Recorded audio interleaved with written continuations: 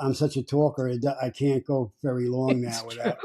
It's I say, I'm never going to talk to you again. And then 5 minutes later, I'm talking now. So, I am here to interview you for my class questions, but you've been married for more than 20 years, is that correct? Yeah. Yes. So why don't you give me your names? Kathy Rogers. Robert Rogers. And what year did you get married? 1975. So you've been married for how long? Well, it's going on 51 years. So I'm trying to find out some communication skills and how people learn how to communicate so that they don't get divorced over the years, basically. You're still learning. Well, the first thing is that you have to have the commitment to say, we're going to work through this no matter. And some of the things I found was timing. You have to know, you have to wait sometimes, like a while, before you can bring up a subject that you want to talk about. So in the moment, you can't always blurt it out. Right. Yeah, which is hard sometimes to do, because right then you want to talk about it or whatever. Lots of times I would pray before at first that he would be open to what I have to say and that I would use the right words. So that was a key communication skills. When you're looking back, what skills or techniques or things that helped you maintain a healthy conversation over time.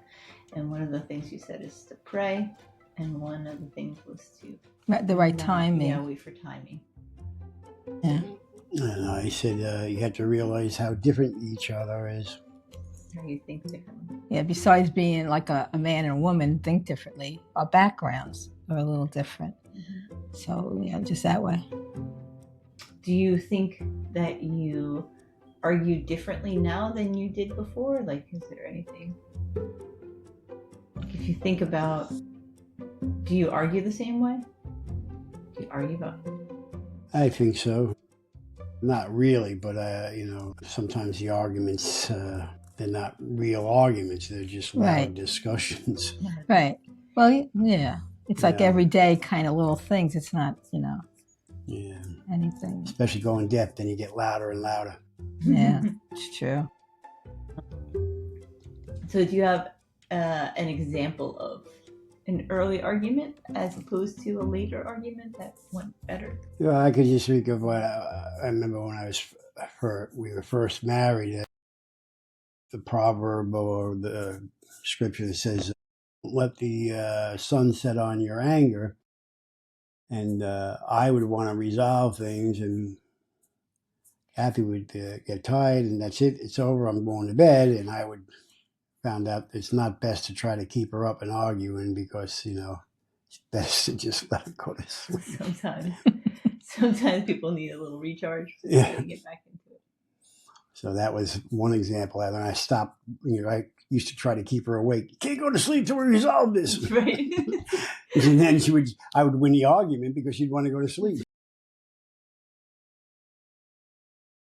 Yeah, so being dogmatic about the particular scripture. Yeah, right. Well, I just go back to like where you are with the Lord at the time. Because like when we were first married, we were very, walking with the Lord and then we went through a period where we weren't. And now we're like walking. You were running and then you were crawling. Assuming we were able to stand. When you have done all that you could do, stand. What were some communication problems you had in your early marriage? We have, way I am, I'm more explosive, and then I'm over it. It's done. Where he'll sulk for days. We'll have a fight now. I don't sulk for days until it's sort of like I just let it roll off my shoulder, let it roll off my shoulder, let it roll. Then I go nuts and sulk for, not sulk, but I'm angry for hours. She just like, boom, and I'm over that. Over it. You just said it 2 minutes ago, so there was. Just remember, with Poppy, it would be like, he would explode and then he would be fine and everybody else is like, oh, like all like reeling about it. And he's like, what's everyone's problem here? And yeah. it's like, that's the patterning of like, get your emotions out and move on. But that's then there are ripple effects from everybody that. else has to have their feelings and stuff. Yeah, so that was a big thing, learning the differences in our argumental makeup or whatever. Yeah, because I used to try and talk to him when he was sulking, and now I just let him get past that. If he doesn't want to talk to me for a day, okay, I'll talk to him the next day. Yeah, I like to let her know I'm mad at her, so I don't just walk around the house without talking to her. Right. She used to have to figure it out.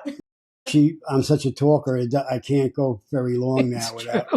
I say, I'm never going to talk to you again. And then 5 minutes later, I'm talking now. I'm like, okay. That would be lovely. How many minutes of quiet will I get this time? Yeah. She would hate it. She enjoys it for the first 10 minutes. No, whatever. Were there misunderstandings or arguments that kept coming up over the years? The particular ways, pattern that needed to get? I'm sure there are. I just can't think of any right now. Like, we never really had issues with money because he just let me do anything. So there was no issues at all. Yeah, that too, because I never had to worry about her throwing money away. If anybody was going to throw money away, it was me, and she prevented that. By giving you an allowance. Yeah. And still sneaks things. I'm a little house thief. But, yeah, she usually knows what I steal anyway. Yeah. And I also was to be a little more cautious because I didn't know. Now we're retired. Right. Yeah, it's a little easier in that respect. A little more easygoing with that. Yeah. Right. When there was more time and you didn't know what the future held. Right. There was more anxiety. And our house is paid off and all that stuff, so there's less pressure on for those kind of things. Money is a big area. Right, that's what. Yeah. What other areas? Sex. Yeah. It's like we have to realize that sex between men and women is different. It took me a long time, to realize that. Mm-hmm. Like, what's the matter? It's like, this is crazy. Don't you realize this is the best, whatever. And, it was something like, for me, it's like, let's do it again, because, it's so much fun. And she's more like, well, we've done that. We can hold off for a little bit, Well, I had a lot of physical issues. Well, now I'm just saying that's the difference in our makeup, it's like, and that's the difference in most men and women, it's like, the sex drive is different. Yeah, like I think Woody Allen said, both him and Annie Hall were talking to the psychiatrist and something, how's your sex life? And she says, oh, we have it too many, like 2 or 3 times all the time, 2 or 3 times a week. And he says, Holly, yeah, but 2 or 3 times a week. That was like, it's almost like a given, Right. It becomes a trope because it's so common. Yeah. Children, of course, when we were younger, we argue a lot sometimes about you guys. We don't have to argue about you guys because you're out of the house. You're on your own, kind of thing. And that, everybody's doing very well as far as I can say. With the kids, you got to, argue. You can't argue in front of the kids. You got to have a united front. You can't, I've seen too many problems with one parent wants to do this, the other parent does this, and then they argue about it in front of the kids, and then it's like, learn how to. You have to have a united front, and you have to, decide, this is what we're going to do. We're not, I think we kind of looked at a lot of things the same, so it wasn't that much conflict. Yeah, we did look at a lot of things the same. And then even in disciplining your children, you found out your children are different. You have to discipline each one different. They think it's unfair, but I thought it was pretty fair that way. Fair is doing what's right for that child. Right. Like you wanted to go to your room and spend all day there, and so I would give you a little spanking on the bottom. Rob wanted to go out and play, so he said, just hit me in the bottom, I can get out of here. Because no, you go to your room. You felt I was being unfair to both of you. That's right, because you're getting we're each getting the actual punishment Yeah, that we deserve. an actual punishment. Yeah. Yeah. I don't know what else we Right. in the past. What's another thing that most people argue about? Families too, like our extended families. You know, how involved you are with each family. And sometimes it gets, you know, after in the beginning it was difficult. It really was. And then after a while, I think when you got closer to my father, things got a little better, you know, as far as wanting to be more involved over here and stuff. Okay, maybe not. That's the I way never had a problem. I don't think I did. You know, I'm sure everything improved once me and your father started working together and became work buddies. It was like, and then we would come home and you and your mother would be there, and me and him would be saying something and laughing. And you go, "What the heck are you two laughing about?" Be like inside work jokes, you know? Yeah, right. So So you connected with him easily. yeah, it was, and he was easy to connect with. If he liked you, you were gold.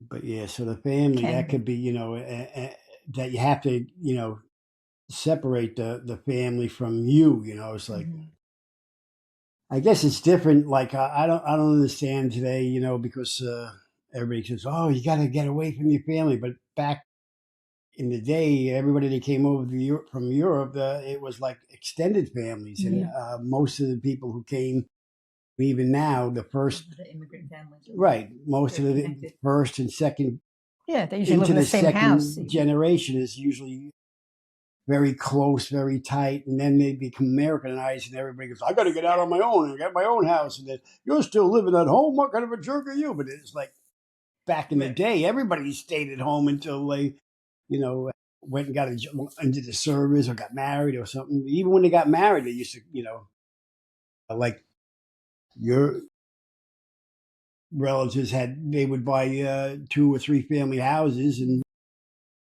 the mom and pop would live on the first floor, and the others would fit on floor 2 and 3. You know, their children. Yeah, another kid. We're gonna change the wall. I have no problem with that. He said, "Oh, if your kid's still living at home." Yeah, it's starting to shift back just because it's so expensive. Right. And people are making it like, "Oh, the American dream is dead." I don't even know really why it was such an American dream that you have to get away from your parents. But to have your own home. Annoying. What? Because they're annoying. They think they're the boss.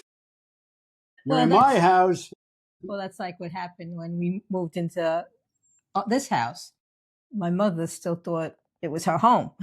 And it was her home, but it was our house. We bought the house and everything, and then I was doing something, whipping a bush. "You can't rip that bush out." I said, "This is my house, Mom. I'm sorry." Yeah, that's right. Yeah. So the problem is that you went through each area how you didn't have, because the next question is, what did you do to improve communication when you realized there was an issue? So what was a reoccurring issue? How did you improve that issue? I don't know.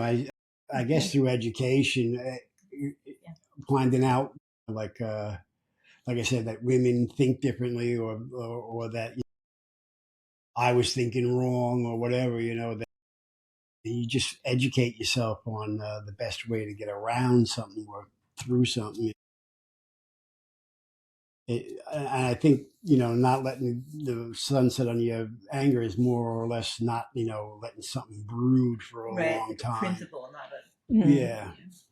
So you know, because you can build up, you know. So how much do you think it's like actively trying to learn how to communicate better, or just as you age, you see your perspective changes? I think it's a little bit of both, but I think it's more of experience. I mean, trying to learn to do things better is almost like, you know, book learning. You know, book learning is great, but, you know, if you don't have any experience, the book learning is pretty much useless.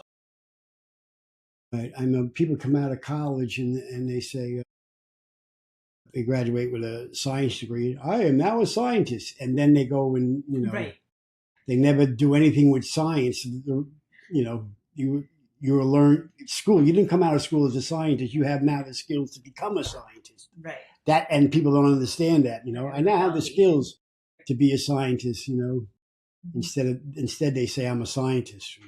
Okay. I've achieved something.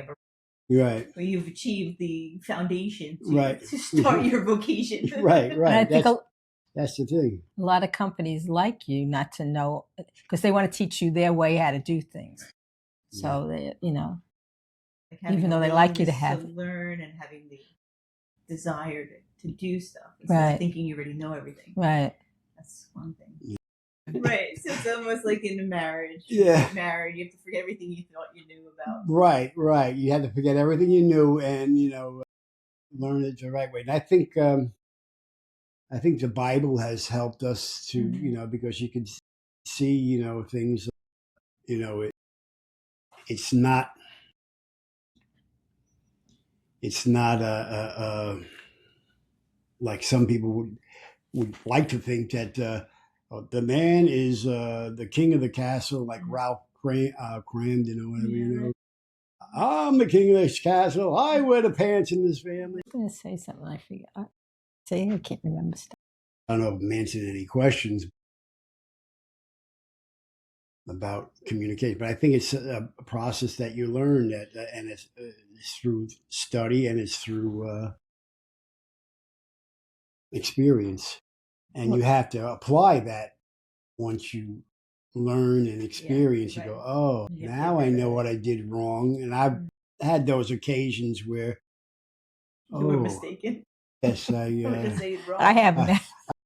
I jumped the gun there. Yeah, but my wife's still learning. Well, I like us to think that you're in this together. It's not like a competition. And I Yeah. think that's important to say, Right. I want to do what's best for us, not necessarily, just what I want or whatever. Right. And this like if each person gives 50%, but it's like you get 50-50, you should both be giving 100%. Right. Right. Yeah, it's not 50-50, it's 100-100.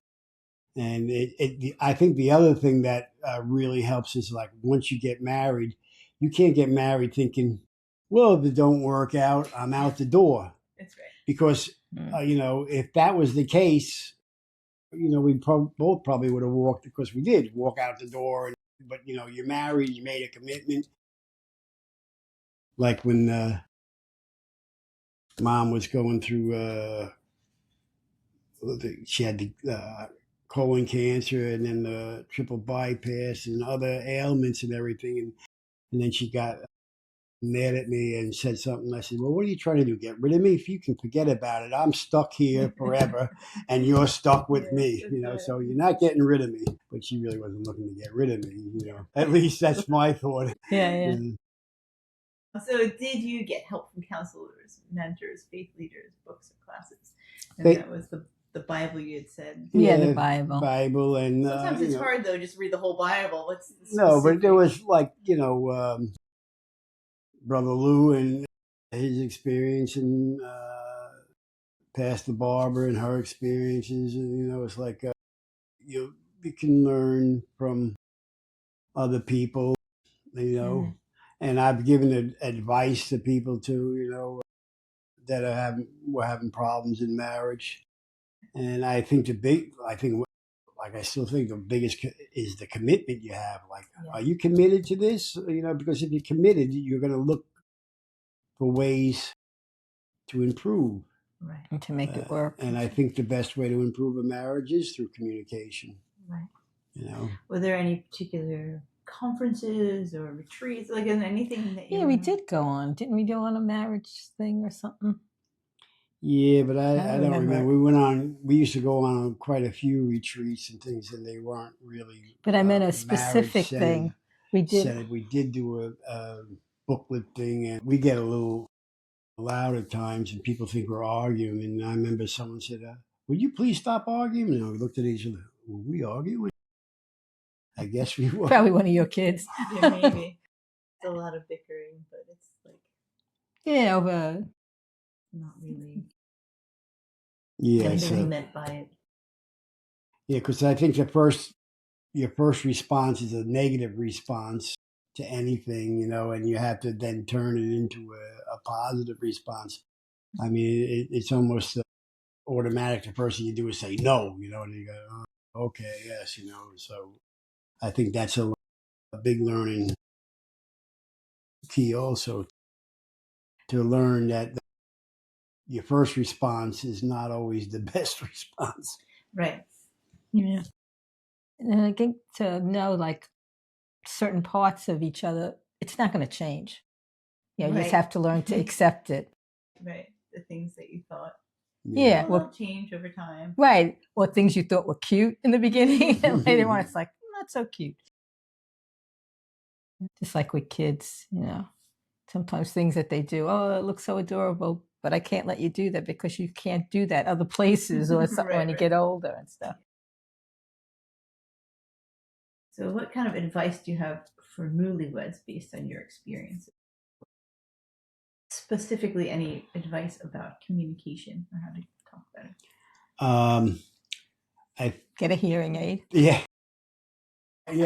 Basically, I think you got to. I think the hardest thing to learn is to learn how to listen. Man, I'm still learning that because, you know, you're in a discussion, an argument, you're going back and forth, and instead of listening to your partner, you're already figuring out how you can answer. I got to do this, and you haven't heard anything they said because you were too busy compiling your own defense. And the difference between hearing and listening. Yeah. And we didn't mention this at all, but you got to learn to laugh together. I think that's very important. Although she doesn't get any of my jokes, but I used to. And what kind of communication habits should a newlywed or early marriage couple start to try and avoid problems later on? Particular habits. Well, then I go back to, again, like pray before, to know what time to say things, how to say things, and different things. Yeah. I think that one of the things you shouldn't do is try to get even. Forget about getting even. Or like winning the argument and losing the marriage, you know. It's like, you know, so I think that's a big, and that's all, it's all communicating and listening, you know, but it's, you know, I think many times we get in an argument, we don't care what we have to do as long as we win the argument, you know, which is not the best way to actually win an argument. Yeah, that's right. Yeah. Or end an argument, I should say. Yeah, because you're not trying to win something, you're trying to actually understand each other better. Right. Changing that, shifting that way of approaching the disagreement. So if you can go back in time and tell yourself something after the first 5 years of marriage, what advice would you give yourself? It's going to get better. Yeah, I didn't think it was that bad in the first 5 years, but no, I didn't either. But I was just because we were so involved in the church and everything. But I think it's like I think when two people get married, I look at it, it's like a union. It's like two countries coming together. You know, your wife or your husband might as well be from somewhere else around the world. You just got to learn the differences, you know, and say, okay, she was raised or he was raised this way and believes this, whether right or wrong, and then you have to learn, you know, the best way to communicate that. I would think basically to have patience, you know, to be more patient in your argument, you know, discussions. And he said that, you know, you have to just trust that you will get to understand each other better and stuff. To have things in common is to have a common ground. Like I say, we come from two different backgrounds, and I think it's even crazier when you're, you know, like different religions or different races and everything, because the common ground is a little tighter. So, but it's nothing that can't be overcome. It just takes more work. Yeah. Initially, for sure, because you have to understand, you know, like, oh, well, that's the way we always did it in my house. Well, we never did anything like that, you know, that type of thing. Yeah. It's like, it's not wrong, it's just different. Yeah, Sometimes it really is. It's just a different way of approaching the same thing. Right. Gets the job done. Because Yeah. anything, there's different ways of doing things. So in marriage, it's even, see it even Sometimes more it's so. wrong. Oh, yeah. But still, You know.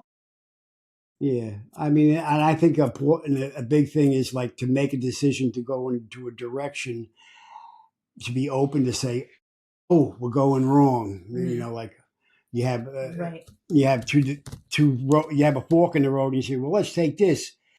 If you don't go in agreement, I think you'll find out sooner whether or not you're on the right road or not. Like, oh, you're in agreement.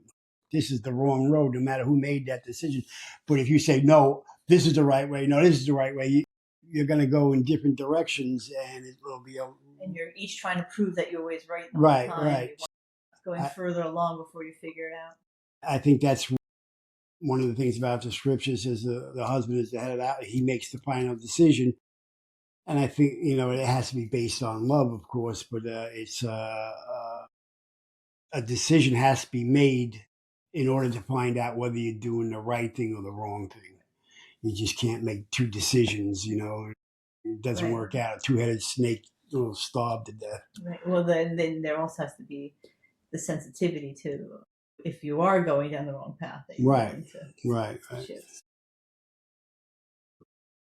I've experienced that. We experienced that in our life. We made decisions and realized, oh, this is the wrong decision. Like, whether it was my decision, I said, let's go to the right. And we turned out, the right was the wrong. Let's go to the left. Or it might have been how we disciplined the kids, because my mother and father was like, my mother never wanted corporal punishment, and that's all my father understood. And so, being in a large family, we did everything wrong. So my father was always, grabbing his belt, and my mother was always trying to stop him. Sometimes she won, sometimes she didn't. But then later on down the road, by the time my younger brothers and sisters were growing up, my father was pretty much, it was like he put everybody in corners, timeout type stuff. So they started to compromise. Right, And right. it So showed in the parenting. right. You didn't benefit from that compromise. No. The tie was already cast. Yeah. I was thinking of the house that you guys got upstate. That's what I was thinking of too. But I don't know if that. Not quite like that because you both wanted to do it. No. It was his decision to do that.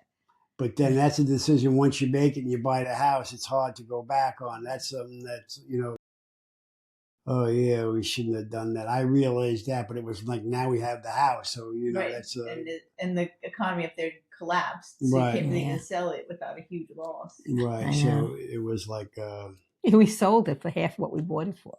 Right. But you lingered on for like 8 years or something. Yeah. Trying to make it work. He did. Hoping the market would bounce back or something. Yeah. I heard it's burnt down. Yeah, it did. Yeah. The house next door to we got on, because I thought, oh my goodness, I did all the electrical work up there. I hope it wasn't electric. He goes, no, it caught on fire from the house next door. I said, can't think of anything. Buying this house. Well, that was the opposite thing. I wanted to do it. He really didn't want to do it. And now he won't leave. Right. But I still kind of wish we didn't do it, like even after, because we bought it because her mother didn't want to leave the house. She insisted. She also wanted to. Yeah. It's hard to let go. Right. We should have insisted. I said, years later, I said to her, we should have just bought that other 2-family house. She goes, well, why didn't we do it? I said, because you didn't want us to. Gigi said that. Yeah. Oh, I knew what he meant, but yeah. Oh, okay. To be clear. Mother didn't, she goes, oh, it was my fault. Not really, we could have insisted, but it was like, it was difficult. Yeah, at the time. Well, Diane might have bought it. Who knows? Definitely. All right. So I'm going to stop this now. Okay. Did we answer all the questions? Pretty much? Okay. No, definitely.